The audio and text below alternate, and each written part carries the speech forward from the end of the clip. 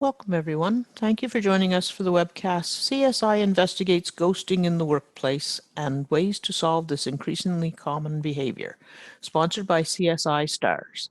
This webcast has been pre-approved for HRCI and SHRM credit. Please be sure to attend the entire webcast in order to receive your credits.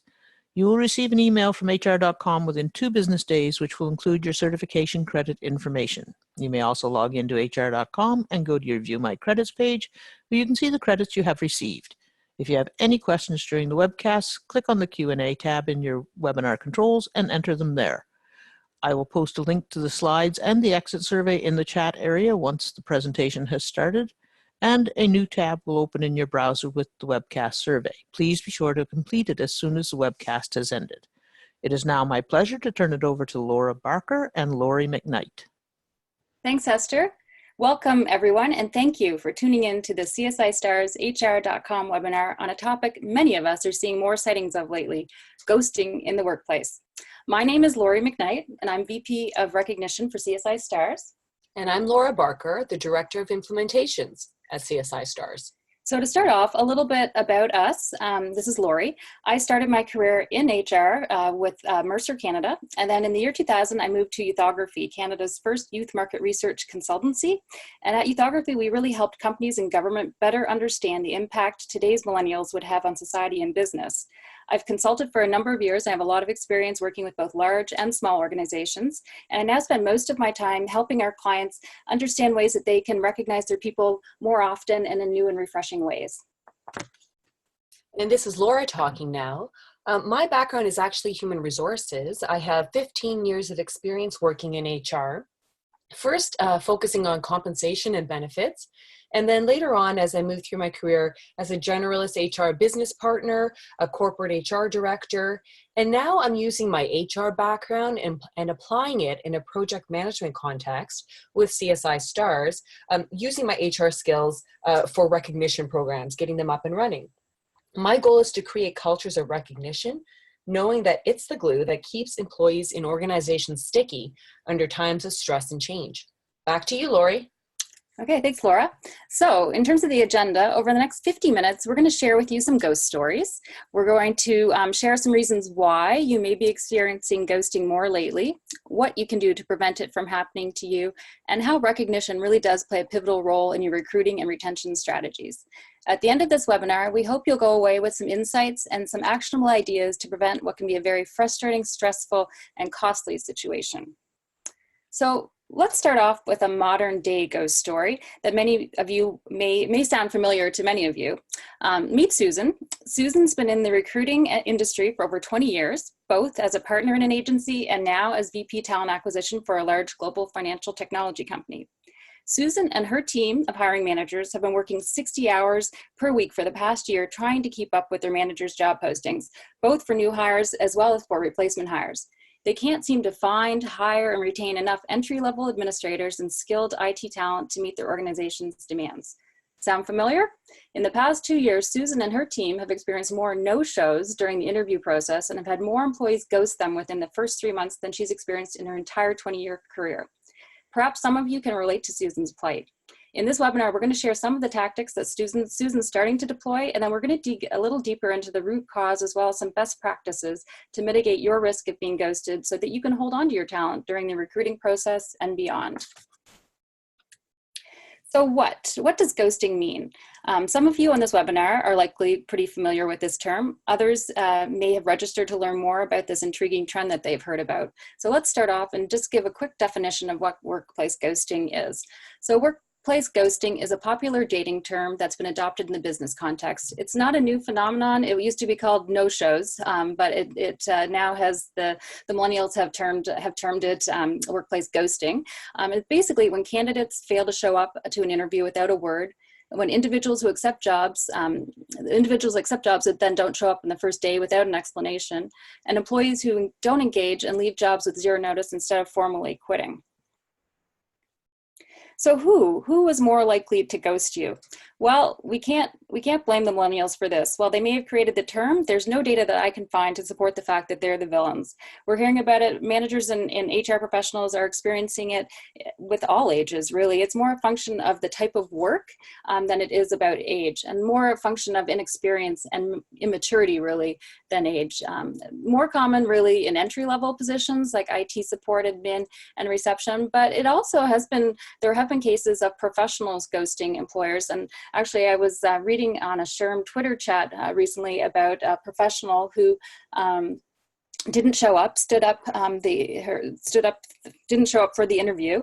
The HR professional later found out that this candidate went to a competitor, and her company actually acquired that competitor and saw the person's name in the HRIS system when they were going through the files. So it's never a good idea to burn a bridge at any level or any position. I felt that was a little poetic justice for the HR professional.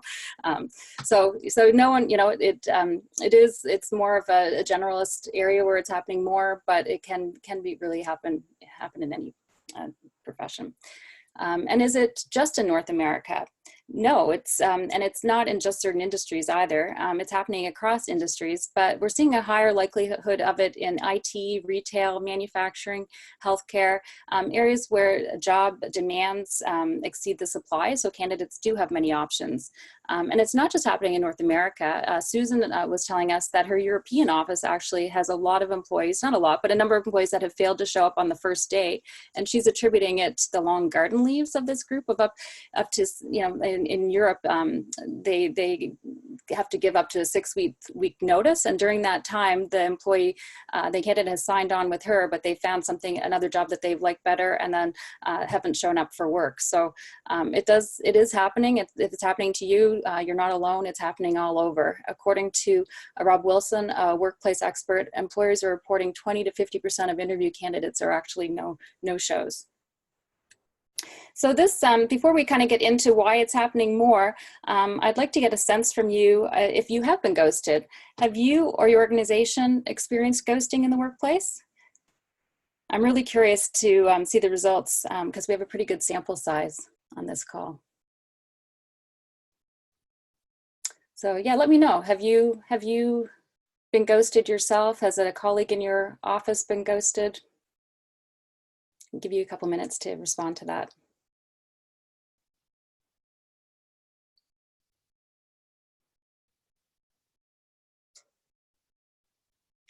Oh, wow. I don't know if you can see the poll results, but 73% of you have said yes, that you have experienced ghosting in the workplace, and 27% have not. So that's high. So it's obviously a relevant topic to many of you. You can relate to Susan's situation. So we'll try over the next half hour or so to arm you with some actionable and strategic ways that you can decrease the incidence of it happening to you in the future. So why might companies be experiencing more ghosting now? Well, first of all, it's a candidate-driven market. Ghosting has always existed, but companies are seeing it more now because unemployment's hit record lows. Candidates have more choices, and they're looking around, and they're just less likely to stick it out with an employer who doesn't treat them well.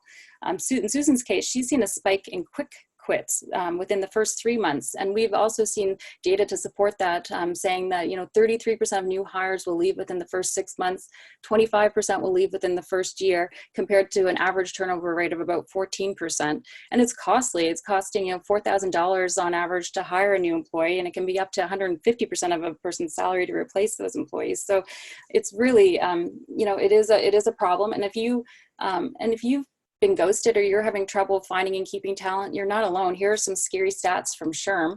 68% of HR professionals found it difficult to fill full-time positions in the last year.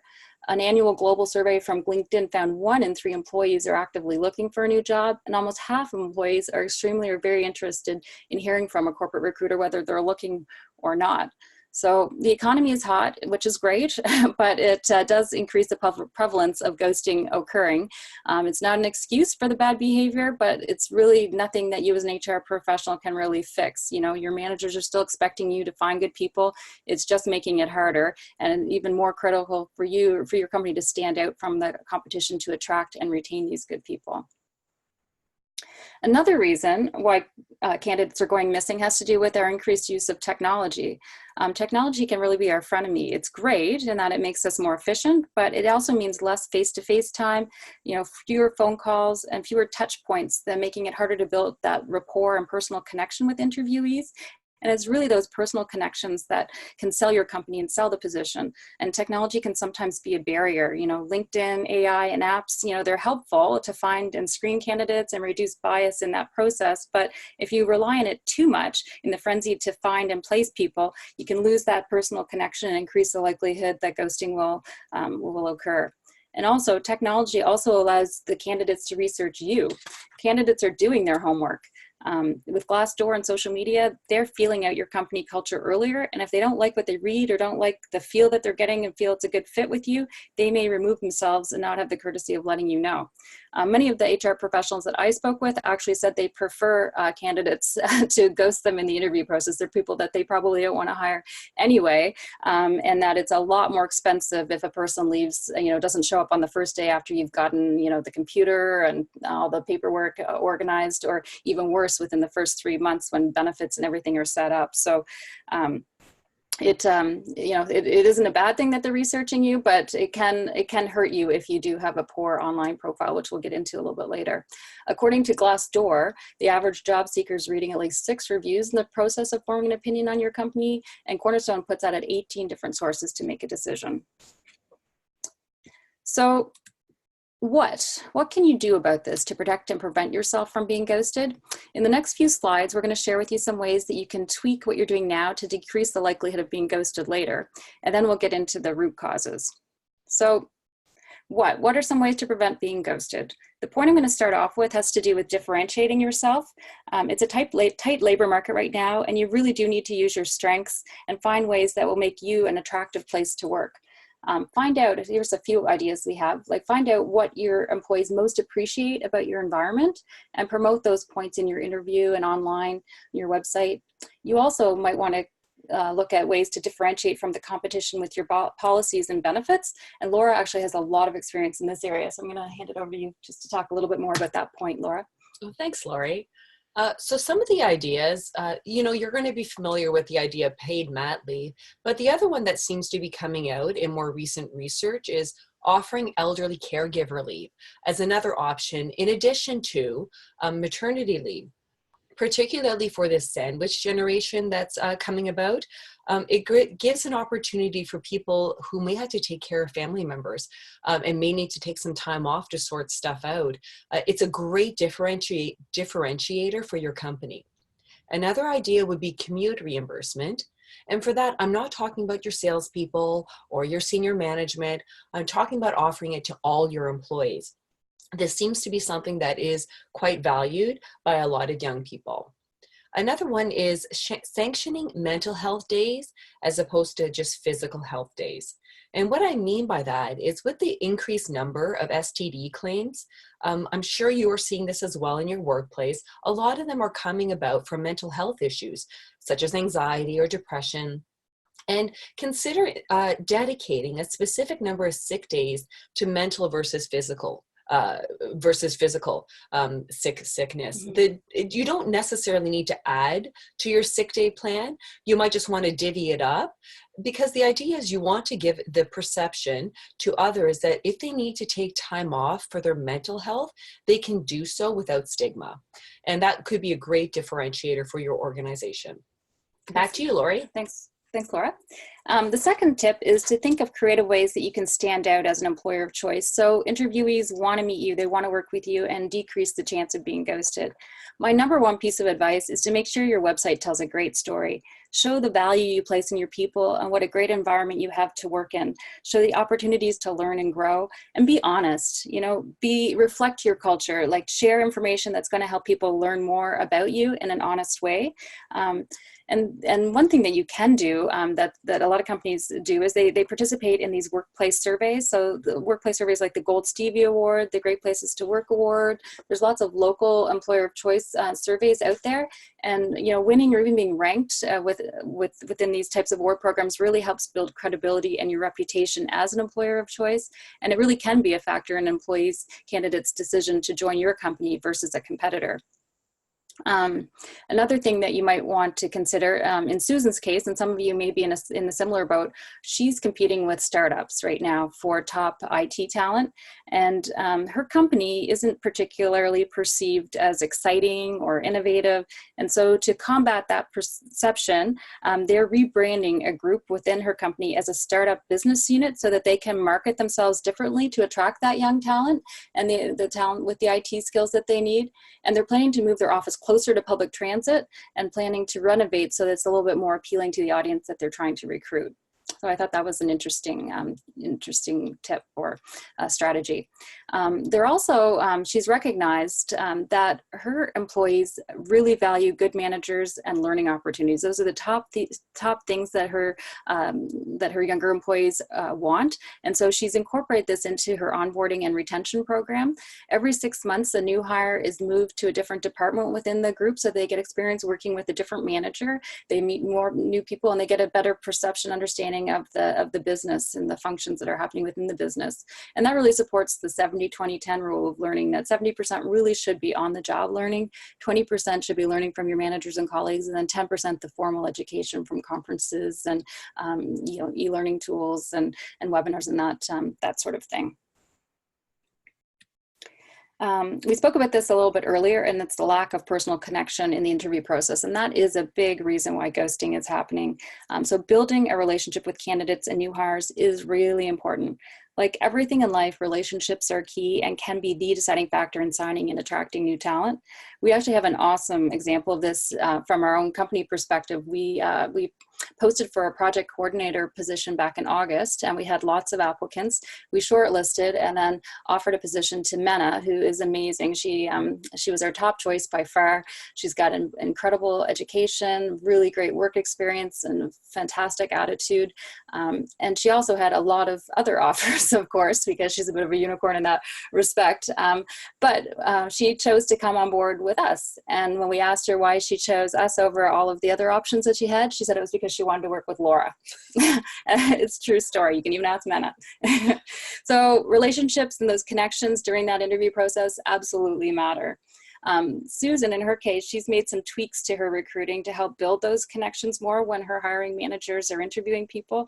She's encouraging them to take a personal interest in their candidates, get to know their interests and hobbies, inject some humor into the interview process to loosen things up and to stand out and build that trust and build those connections. And she's also asked her team to promote the differentiators like that or onboarding program to show the different things that they are doing to make it a great place to work and support the candidate once they're on board. She's added a number of probing questions to her recruiting profile, and she's trying to understand and evaluate the risk of this person potentially ghosting them before it becomes a problem by asking specific questions. And then one piece of advice that she gave me that's made a huge difference is a simple question, like asking the candidate how they would like her company to communicate with them. Do they want to be communicated by text, email, cell?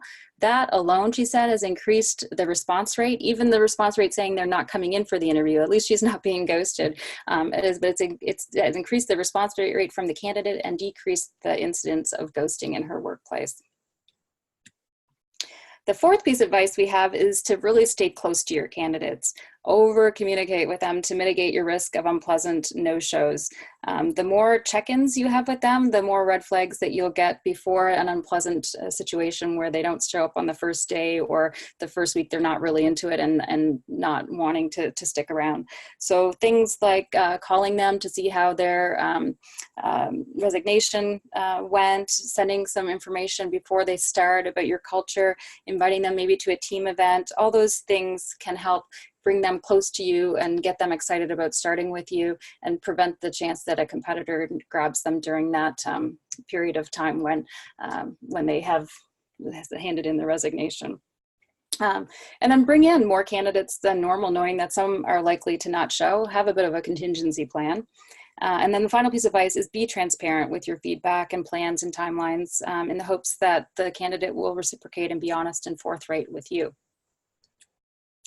And so the fifth piece of advice we have is something that you can do right away to prevent ghosting, and it is to have a look at your online profile. Make sure it's not hurting you and is an honest reflection of your culture. Search up your company on Glassdoor and look at the CEO and company reviews and ratings. Poor ratings are pretty telling. I mean, not always. There's always going to be the odd disgruntled person. I actually think that's a positive thing to show a little negative and positive on the rating. But if there are a lot of really negative ratings, it is telling and may suggest the root cause of your ghosting issue is not the ghosting itself. It's something else, which we'll get into later.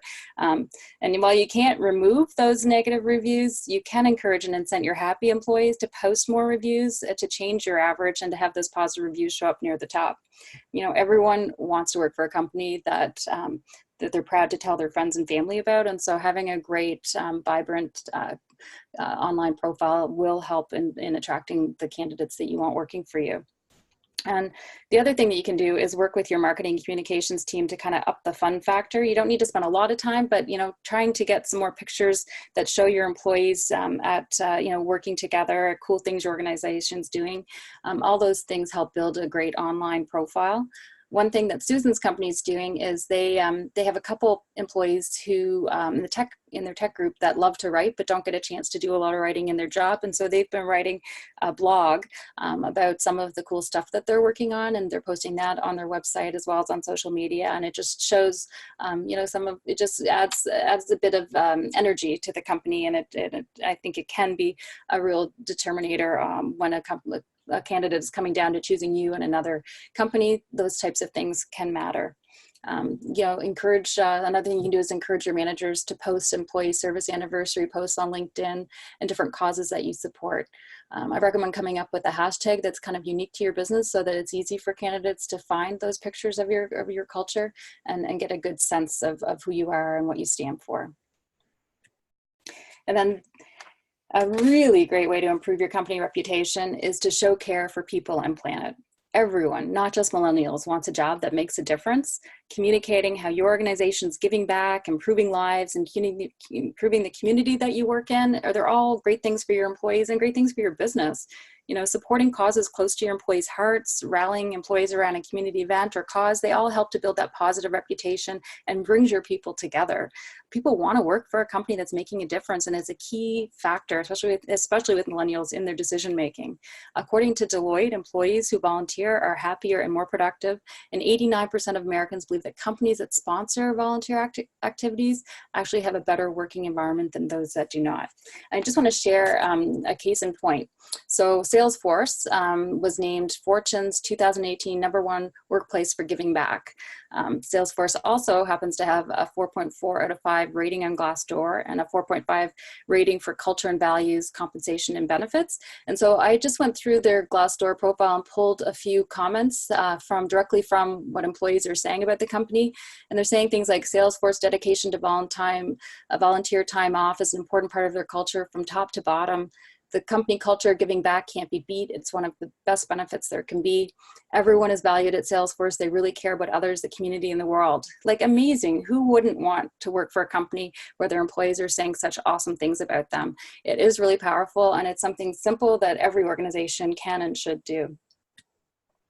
So just moving into the next section of all the ways to prevent ghosting in the workplace, we think the #1 way to prevent employees from ghosting you within those critical first 3 months is by having a well thought out onboarding program. And so this leads us to our next poll.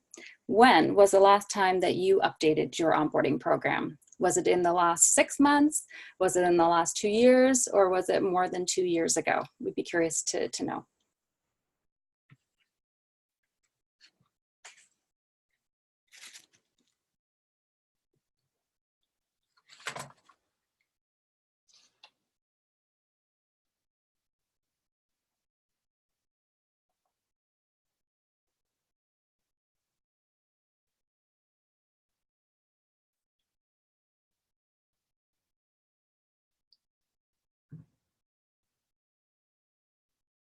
Okay, interesting. So 32% of those of you listening in have updated their onboarding in the last 6 months, which is great. Actually, that's higher than I might have even expected. Almost half, 47%, have updated in the last 2 years. and then a quarter haven't updated for more than 2 years. So interesting. The next few slides will suggest to you some immediate and strategic ways that you can update your onboarding program to set employees up for success initially, as well as in the long term for a long-term relationship with you. And at this point, I'm going to hand it over to Laura because she has a lot of experience relating to onboarding. So one of the things I wanted to say about onboarding programs is, as you guys know, on the first day we have the orientation, that initial meet and greet when they're coming into the office and receiving a lot of information, but onboarding is much bigger than that. And as Lori pointed out, when we're looking at ways to prevent ghosting, what we want to do is make sure that that employee is integrated into your organization as soon as possible so that you can increase levels of engagement with that employee and make them productive at a sooner point in time. You know, I want to ask you if you consider your current orientation, if any of this may sound familiar. And I say this from the experience of having conducted hundreds of orientations in my lifetime. Does your current orientation involve workbooks, an office tour, an executive video, discussing policies and procedures, and filling out payroll and benefit paperwork? Well, one of the things to consider is that I think a lot of our onboarding programs are really designed for boomers and Gen Xers. And remember who we're hiring. By 2025, 75% of the workforce will be millennials and Gen Zs. Millennials want to collaborate and to work in teams, and we need to design our orientations around that format to address their needs. I say this as a Gen Xer who loves PowerPoints. I'm a big proponent of PowerPoints, but I do recognize, and I've experienced as someone who's conducted orientations, that isn't really resonating with the millennials I've onboarded. So a new format is something to consider. Regarding point number 2 about mentoring and coaching, we'll have some more specifics on this shortly, but some of the ways you could consider offering mentoring or coaching involves having new hire buddies, managers, and mentors, either formally or informally in your organization. Keep in mind that millennials grew up with coaches for most things, and this applies to the workplace today. They're looking for career coaching. Just like as they were growing up, there was sports coaching, tutoring, etc., etc. This is just the natural extension as they move into the workplace. And consider creating spaces to allow collaboration, which is so important for this group, to collaborate physically and digitally and make it part of your culture. Finally, in terms of recognition strategy, again, we'll discuss that specifically later as we address ghosting in the workplace, but look for ways to recognize simply, daily, and make it ingrained in your culture. Keep in mind that 95% of what we do every day is habitual. So make saying thank you a habit in your organization. And as you'll see, an attitude of gratitude creates more meaningful recognition than all the formal performance reviews we do each year. So in terms of some onboarding tips, keeping in mind that I know sometimes we can see orientation as, sometimes, I'm just saying as an HR person, sometimes it can be another chore on our to-do list and we have so much to going on in our day-to-day stuff. But if you reframe it as a tool to build engagement and loyalty, it helps to frame the discussion of what does onboarding mean? How do I get this employee to be productive and engage in as short a time as possible? One of the things you could do is to offer welcome gifts, like a personalized notebook or keychains with a note card attached to it to welcome your new hire. Imagine if you sent that to their home before their first day, how welcome they'd feel to the organization even before they walk into that workplace on the first day of employment. Feeling nervous, whatever, that's typical. And imagine if you added the company's core values to that note card. So you're already starting that training process before they walk in the door.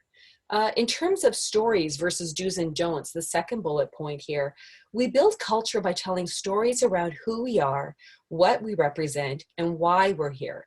This provides the meaning and context to new hires in a way that lists the do's and don'ts or policies and procedures. It does it in a way that those things can never do, because what we're doing is we're forging emotional connections between the employee and the organization.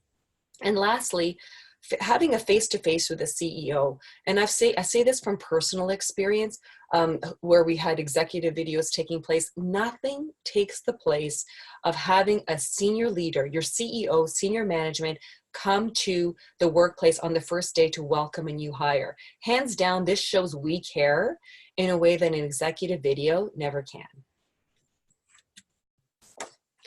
The other thing you want to do is schedule manager touch points and give that information out to the manager before that new hire begins. Help your manager onboard your new hire the right way by giving them the guidelines on what the organization expects of them vis-a-vis their new hire.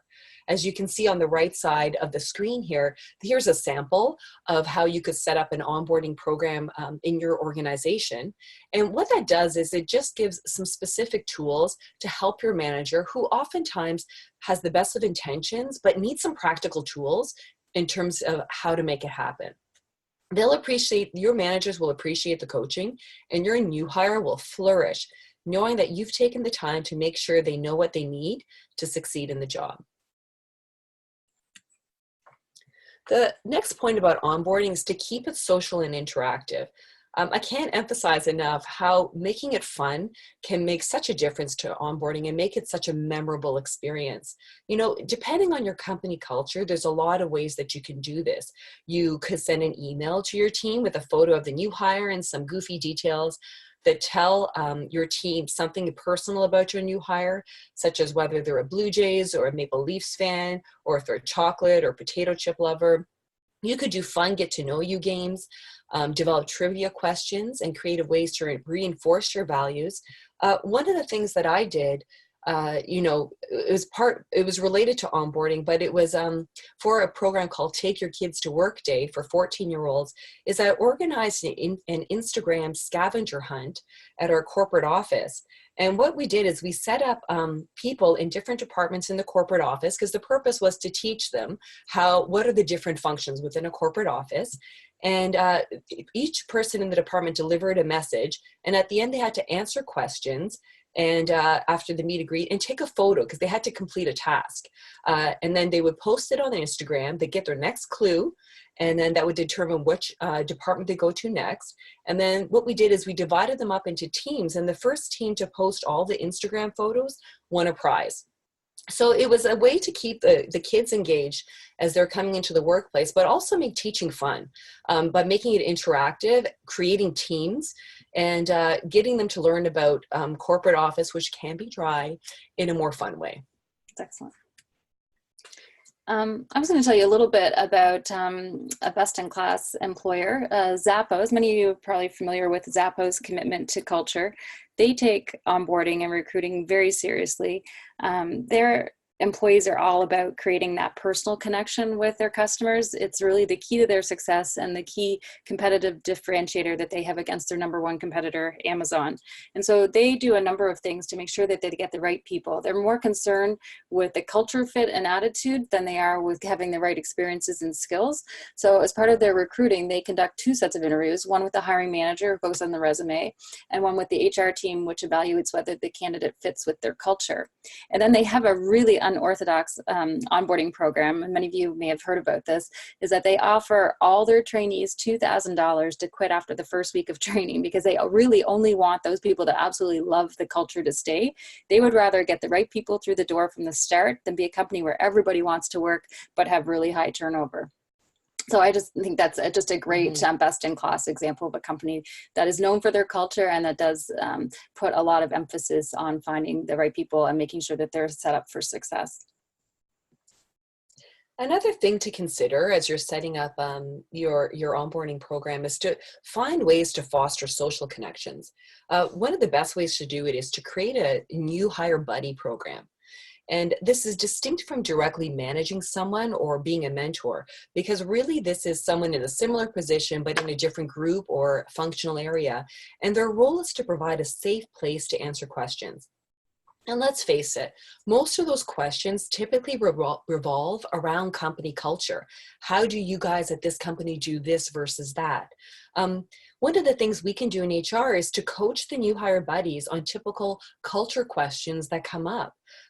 You could create, another idea is you could create a new hire buddy group that meets regularly, to build some of the questions and answers and for their own internal networking purposes.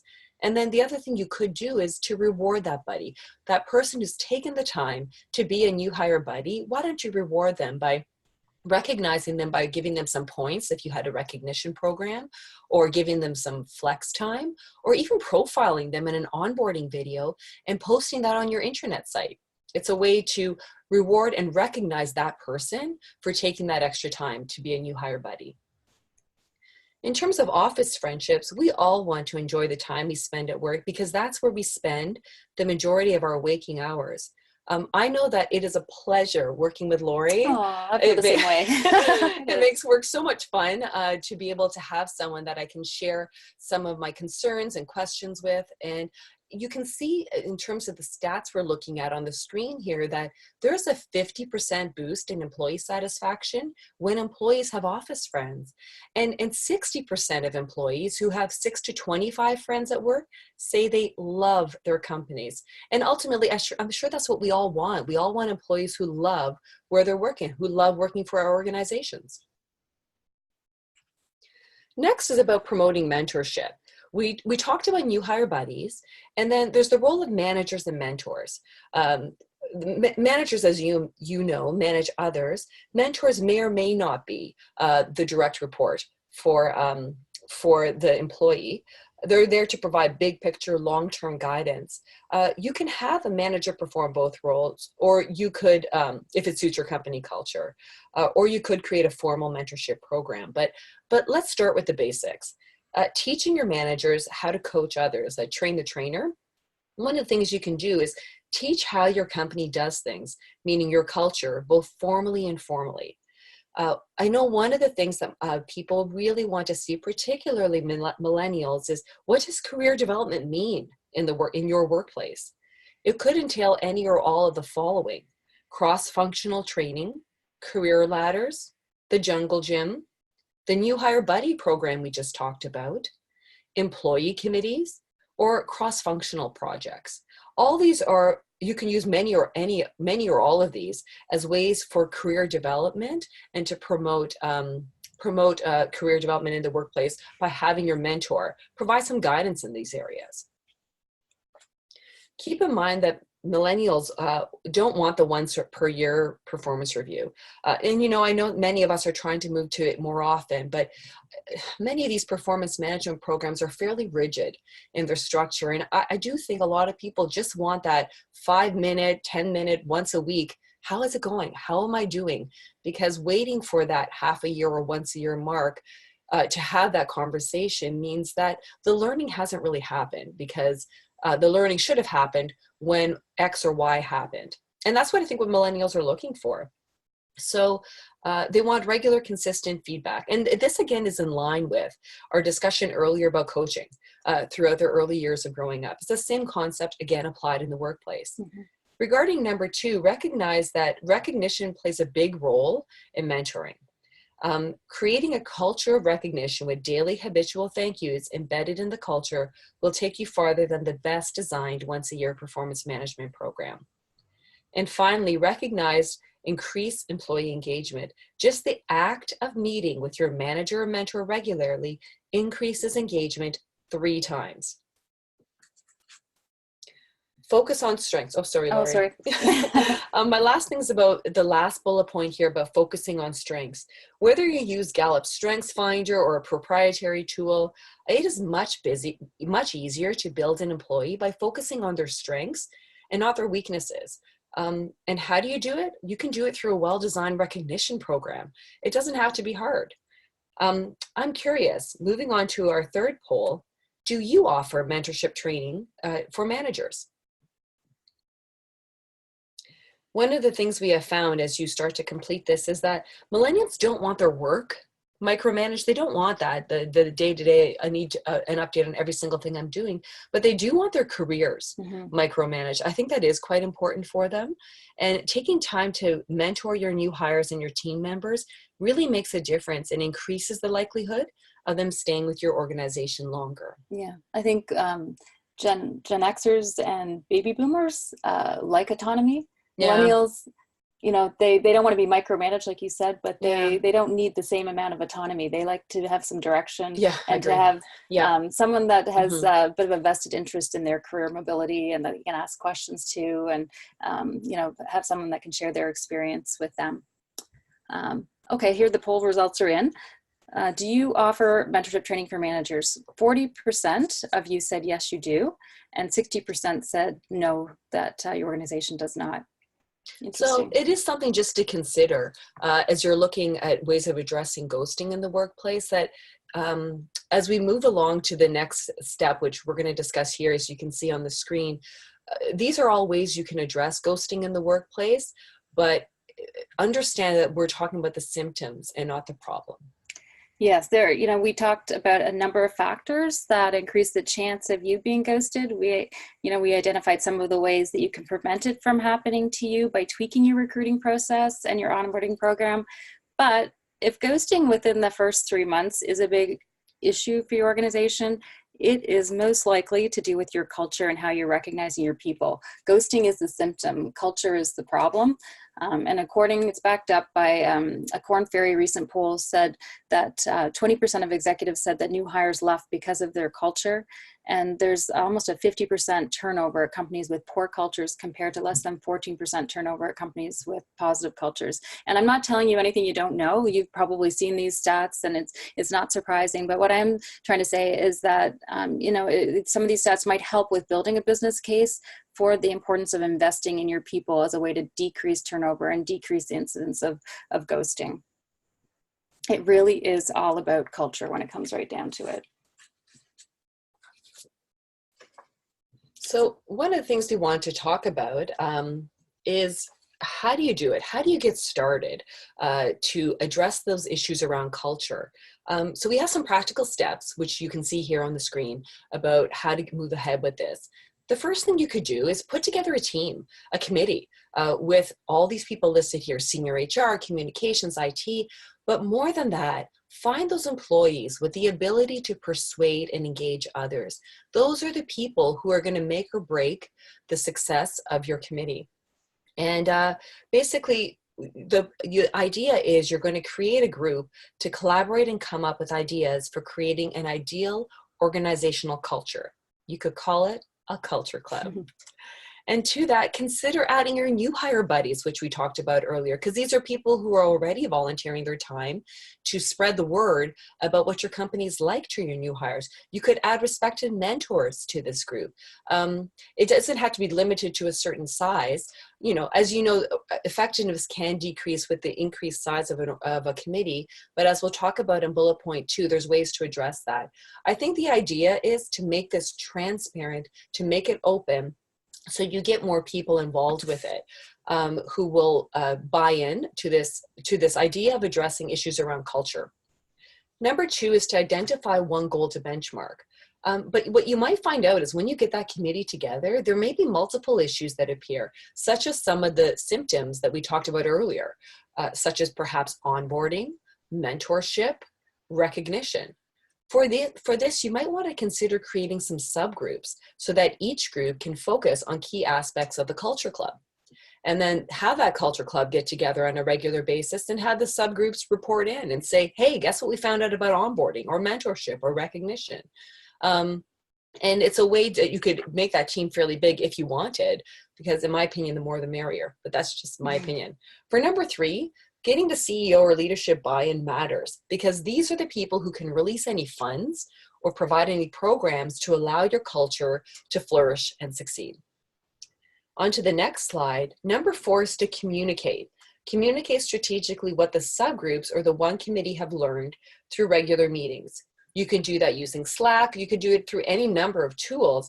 But the idea is, again, getting back to what I said earlier about being transparent and being open about it, even if it means I don't know the answer yet, but we're just getting together, and one of the problems we've seen is X, and we're looking at ways to address X.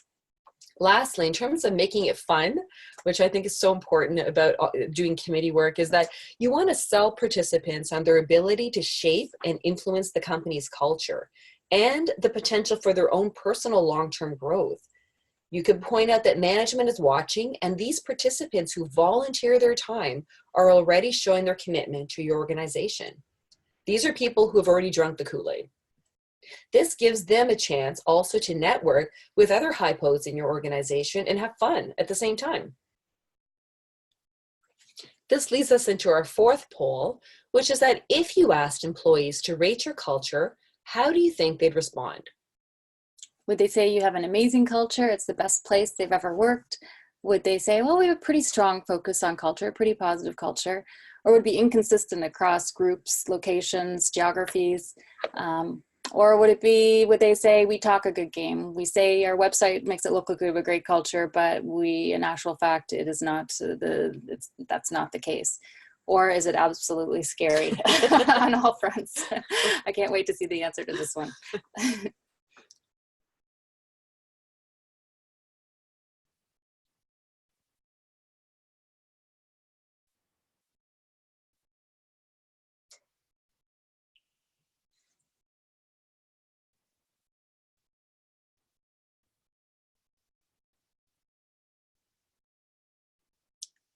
Oh, wow. Okay.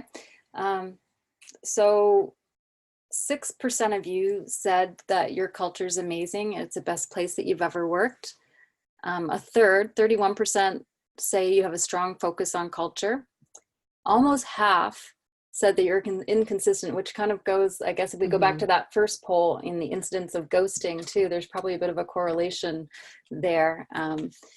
Yeah, actually there is a very strong correlation, because if you look at we talk a good game and scary, that ends up being that 70% of you are saying, almost 70% are saying that your culture is a problem, and 75% said that you've experienced ghosting. So that's not terribly surprising. Yeah. Terribly strong. So what makes a great culture? I think it comes back to recognizing others. And recognizing others, we don't need to make this a big deal. It really is about recognizing and rewarding progress and achievements. It is about saying thank you. It's so simple. You don't have to do anything else besides just saying thank you and creating that attitude of gratitude. It's about recognizing employees want opportunities to learn and providing forums for them to learn. It's recognizing employees and the company's contributions to customers and communities. The idea that Lori talked about earlier about reaching out, i.e. it's not just about me, but it's about giving back. And then finally, it's about cultivating leaders who mentor and, again, openly give thanks. So I just want to talk a little bit about a company that I think is worth recognizing. I attended the Recognition Professionals International Conference last year, and Southwest Airlines did a workshop on their culture. Southwest has been a culture leader for over 30 years. And why? They have a strong belief that when employees are doing well, the company will do well too. And building a great culture starts at the top with leaders who walk the talk. And their leaders, when they hire leaders, their leaders are expected to have the following values. They're expected to spend time with their employees, to treat people with respect, to have fun, to be there for people personally and professionally, to leverage their employees' strengths, and to put people first with empathy, kindness, and compassion. And with Southwest, with their recruiting, they recognize that there are very few purple squirrels, or very few people that have everything that they're looking for. So they zero in on the behaviors, not just the resume, and they try and get a really good sense of whether this person is going to be a good culture fit for their organization. They ask the receptionist to give some feedback when the person's checked in. They ask the check-in agents and others for feedback on the candidate as part of the interview process. So they're getting a sense of what the person's like, not just across the table during an interview, but just in general, what their personality is like, and get a really good, a better all-round sense of that person, similar to the Zappos situation. And then I just want to talk about their recognition program, because the workshop that I went to spent a lot of time talking about the recognition program, and it is key to perpetuating this people-first culture. They have a program, it's called the Swag Platform. It's run internally, so I wish they were a client of ours, but no, they're not. But the program includes all employees, leaders, and customers. They use digital and physical kicktails to recognize others on a daily basis, and there's an unlimited number of these kicktails. There's no point value associated with them. The currency is really in the good feeling that you get from giving and receiving a kicktail. And then they incent their employees to participate by offering a bit of a cash incentive. So 150 names are drawn each month from the pool, and then the winners receive points that they can use to buy merchandise or to buy airline tickets for themselves or others. And then each year, 10 names are drawn from that pool, and the winners receive $5,000. And not only that, the CEO or a VP flies to the employee's place of work and surprises them with public recognition relating to the kudo that they received, the kicktail they received, sorry, and a presentation of their check. It's super powerful. It's a really big deal. Mm-hmm. And 98% of employees participate in this program. Everyone, 100% of people are included, and they give out something like 80,000 kicktails a month. So 80,000 thank yous a month. Like, it's unheard of. It's crazy, but you just look at the success of Southwest Airlines, and you've got to think that the fact that they prioritize recognition and give managers the tools to be able to recognize is one of the reasons why they maintain their commitment to culture and have that reputation for being an employer of choice. So that kind of leads, the Southwest example kind of highlights the importance of making it easy and giving managers, employees the tools that they need to recognize others. And today's digital recognition platforms really do enable and amplify your recognition efforts for greater impact on your culture. They make it easier for everyone in the organization to give thanks more often, to reinforce your values, to reward great work, to give managers the tools so they can take care of their team easily, to showcase the company's achievements, individual achievements, team achievements. And then the other piece, it's a whole other webinar on its own, is the data, the intelligence that you get from the participation on these digital recognition platforms are very telling. So there's a lot of advantages to, to launching a recognition platform within your organization. And then finally, we're getting close to the end. Recognition pays. You know, employees who feel recognized, they'll stay with you longer. They'll work harder for you. They'll work more creatively. They'll go that extra mile for their customers. They'll bring in more referrals of other great employees to you. They'll smile more, and they'll improve your business results. And then a selling feature for your managers, you know, the more your managers recognize their employees, the less interviewing they're going to have to do, the less they'll have to rehire, the less complaining, the less disciplining, the less stress, you know, fewer late nights. And then at the end of the day, you're going to pay less. So they're all great reasons why recognition is an important part of building a great culture. So Laura, who are you going to call? Sorry about that. Well, we hope that you'll call us, of course. We do happen to have a best-in-class points for performance platform with popular social recognition tools to help your managers' employees recognize each other more. We also happen to have a comprehensive onboarding program with personalized welcome aboard gifts so that you can make a great first impression. And it can, these great onboarding tools help with improving your retention and ROI. And then we do have the best service award program. We've been doing years of service for almost 40 years, and we do it really well. I think we're the only partner to offer no-fee social recognition tools as part of our social service award program. So we just wanted to kind of just give you a little overview about what CSISTARS does, and that's it for the shameless plug. We'll open it up to any questions that you might have. Yeah, thank you. Oh, I guess I have to see if there's questions. Okay, so we do have a question that's come in. What about confidential things and prospects? So I'm not sure if what that is in reference to. I think that was a question that came up. I think that question might have come up when I was discussing my Instagram scavenger hunt. So the intent behind that is basically, I was not sharing, I didn't want people internally to be sharing things that were confidential to the organization. It was more stuff about big picture things, like how does the accounting function work? It wasn't about showing actual accounting information, financial information regarding our organization. But, what is the process of AP and AR? That was what the discussion was there. Or with technology, the discussion was around, hey, let's just show what our server room is, and our servers, where do they serve? What parts of the different countries of the world do they serve? And I can see, so I think those are the questions around that, and I hope that I've answered that question. There's another question that came in. Thanks very much for, appreciate both of you for conducting a great session. Thank you, Imran. Let me ask, please, whether we should tell negative aspects of the job during onboarding. Oh, good question. Mm-hmm. What's your experience, Laura?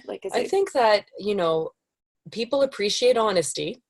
Of course, we're in that position of wooing people when we're in that onboarding period, right?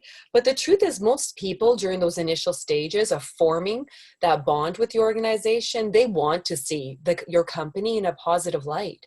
Are there negative aspects in your job? Yes, every single job has negative aspects in the job. Yeah, I think it's best to be honest. Yeah. Because if it's something that's going to be a showstopper, then it's better for them to know upfront than to find out 3 months down the road. Yeah, and hopefully that even came out during the interview process, right? I think that, we all have stuff in our jobs that we don't necessarily like to do, but here's where you could enlist your manager. If, let's say, the employee comes in and says, I don't want to do X because it takes so much time. Like, one of the things you could do is strategize how to address that. For example, saying to your manager, so-and-so still needs to get this part of the job done, but is there a more efficient way we could do it to free up their time to offer something else for them to do, by saying, can we condense the time it takes to do X, which is, not something exciting, but has to get done on a weekly basis. Can we condense that time to open up the opportunity to do something else down the road? Now, you can do that sometimes. Sometimes there's just things that aren't positive. I would just be honest and straightforward about it. And ideally, what I would even suggest is to bring some of the questions up during the interview process to get a sense of how that person would approach things that aren't exciting within their job. Yeah. The next question that came in, hopefully we answered that for you. The next question has to do with what do you recommend besides PowerPoints for first day onboarding to get the necessary information to and from hires? And on that point, there's a lot of paperwork that her organization has to fill out. And how do you give new employee the company information needed to meet your obligations for training and safety? Yeah, that's an interesting question, Diane. Actually, this is coming up regarding something we're looking at doing internally right now. And what we're trying to do is create a program to help people. How do I say that?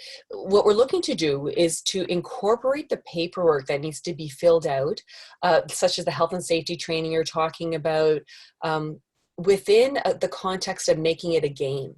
So what there is there's a series of questions you need to answer, and then you can, through gamification, you can do different types of games to make it fun, and then you're awarded points for it and or badges that can be displayed on your, on your personal homepage.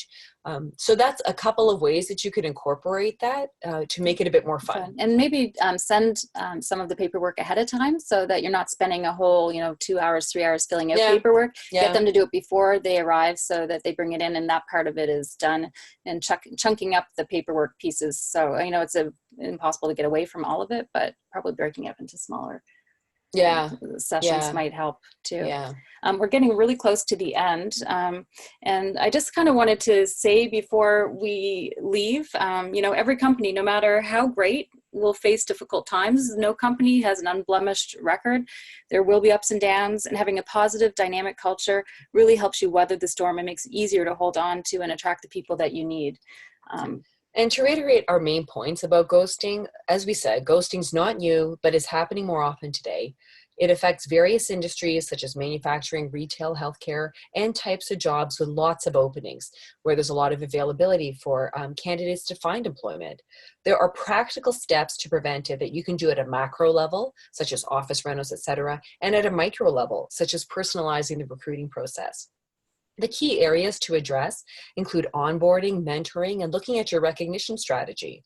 And all of this leads to our main message, which is that all the above can be managed within the context of a healthy organizational culture.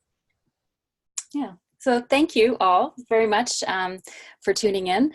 You feel free to follow us on LinkedIn.